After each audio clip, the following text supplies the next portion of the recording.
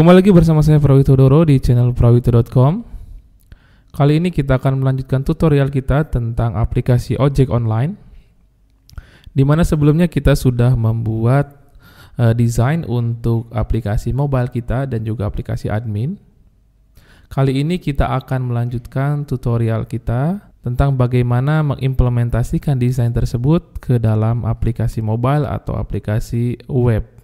Tutorial kali ini kita akan mencoba menginisialisasi project awal untuk aplikasi mobile dengan menggunakan React Native. Sehingga pada tutorial kali ini kita akan fokus bagaimana cara membuat project awal dengan menggunakan React Native. Kita siapkan projectnya, kemudian kita simpan dalam repository sehingga aplikasi mobile dan aplikasi webnya nanti akan bisa diakses dengan mudah. Baik, langsung saja kita akan masuk ke terminal untuk membuat project kita. Silakan rekan-rekan masuk ke root project atau tempat folder di mana rekan-rekan akan membuat project ini. Lalu kita akan lakukan proses inisialisasi project awal. Bagi rekan-rekan yang mengikuti tutorial saya sebelumnya untuk React Native, saat ini React Native versi terbaru berada di versi 0.61, atau mungkin kita bisa buka website resminya.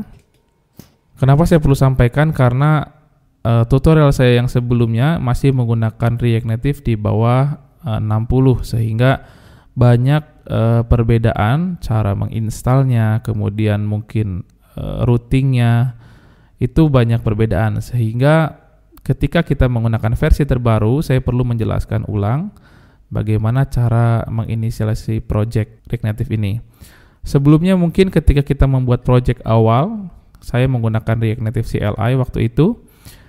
Saya tinggal membuat React Native init, kemudian nama projectnya, lalu project tersebut akan di-create secara otomatis menggunakan CLI yang kita install terlebih dahulu dari React Native CLI ini.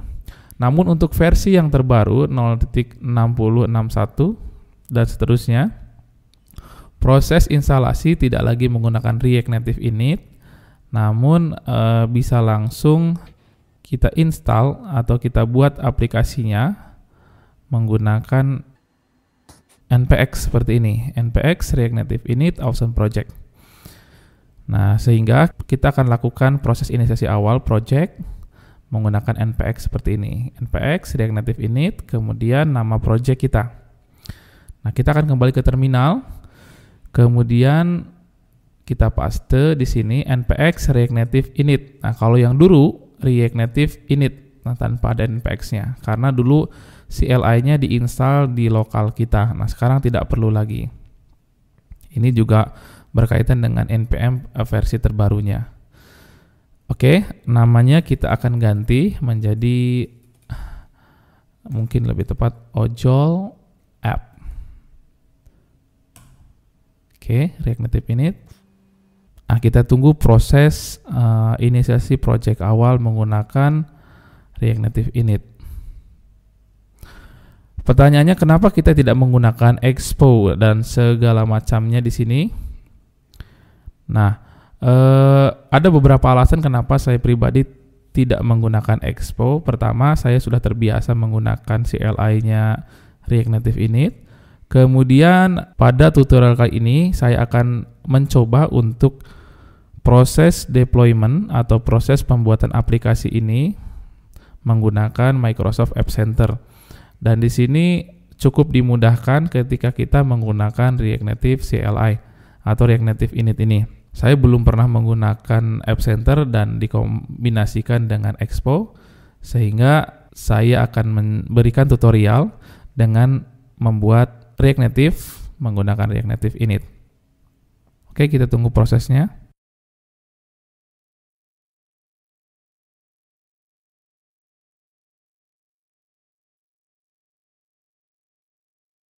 Nah, di sini ada pilihan untuk CocoaPods-nya.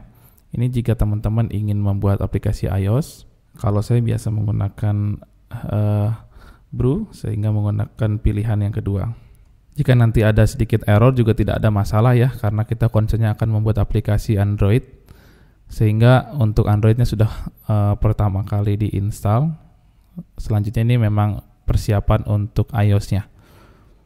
Jika rekan-rekan konsen untuk Android, step ini mungkin bisa dilewati. Baik, proses instalasinya sudah selesai. Selanjutnya kita akan masuk ke project-nya. Nah, kalau kita lihat di sini ada beberapa fail dalam instalasi CocoaPods, tapi tidak masalah karena concern kita ada di Android. Nanti ketika kita concernnya ke iOS, kita bisa perbaiki ini di dalamnya secara manual. Oke, di sini kita sudah bisa masuk ke dalam project. Namun sebelumnya kita akan running dulu emulator seperti biasa untuk menjalankan aplikasi ini. Jika rekan-rekan yang belum tahu bagaimana cara menjalankan emulator dan mendownloadnya, saya harapkan teman-teman mengikuti dulu tutorial saya yang sebelumnya tentang React Native. Baik, kita lanjut untuk masuk ke text editor. Selanjutnya saya akan running untuk emulatornya. Saya akan buka emulatornya. Teman-teman bisa membuka dulu Android Studio, kemudian running emulator, atau bisa juga menjalankan emulator dari terminal. Baik, di sini sudah running emulator saya sebelumnya. Nah, selanjutnya setelah emulator kita berjalan, kita akan coba merunning project kita ke dalam emulator. Yang pertama kita lakukan adalah yarn start. Nah, bagi rekan-rekan yang menggunakan npm, bisa buka package.json. Sebenarnya untuk npm tinggal running saja npm start untuk merunning servernya. Kemudian untuk merunning projectnya atau menginstal Androidnya bisa menggunakan npm run Android. Nah, kalau saya karena menggunakan yarn, saya akan install aplikasi Androidnya menggunakan yarn Android. Nah, kita tunggu proses install aplikasi ke dalam Androidnya. Nah, di sini terjadi error. Kalau kita lihat fail to install the app. Di sini saya tidak bisa install aplikasi saya ke dalam emulator karena SDK location saya tidak diketahui, atau karena SDK Android saya tidak terbaca secara global di terminal ini, sehingga saya perlu menambahkan file, yaitu pertama kita tambahkan dulu local properties di sini. Di Android, local properties. Nah, di dalam local properties ini kita tambahkan di mana SDK saya berada. Nah, kalau saya posisi SDK direktorinya ada di user dan selanjutnya.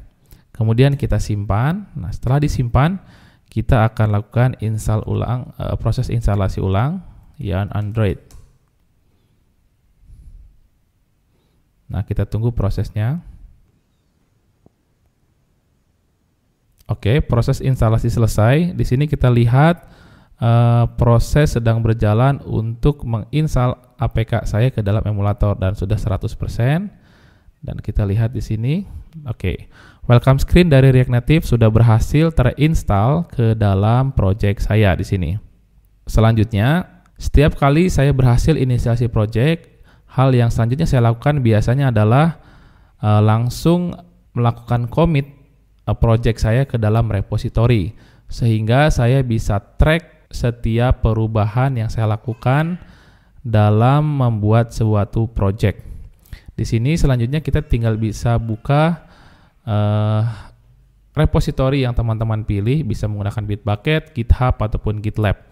Saya personal biasa menggunakan Bitbucket, sehingga saya bisa masuk ke Bitbucket, kemudian saya membuat repository baru di sini.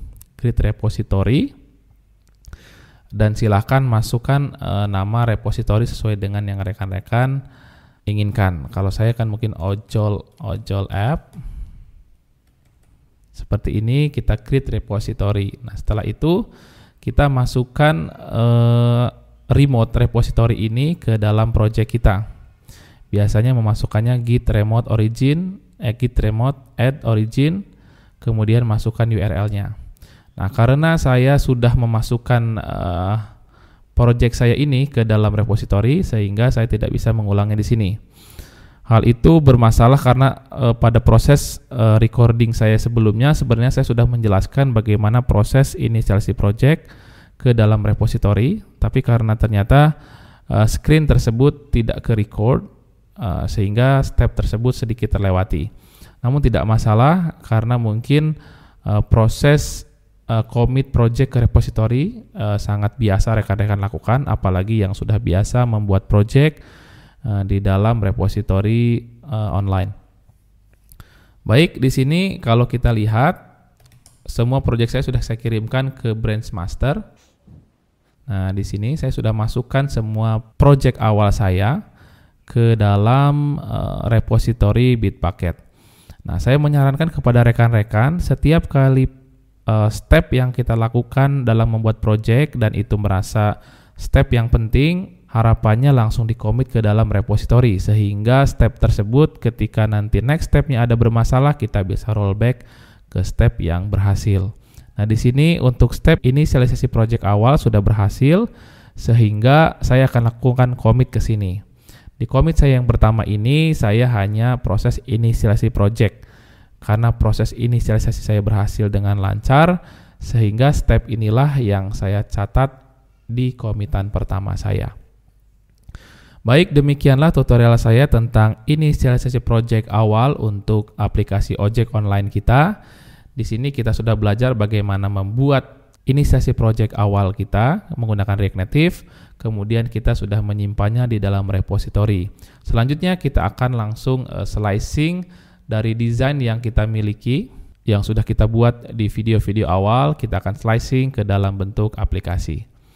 Baik, demikianlah tutorial kali ini, semoga bermanfaat.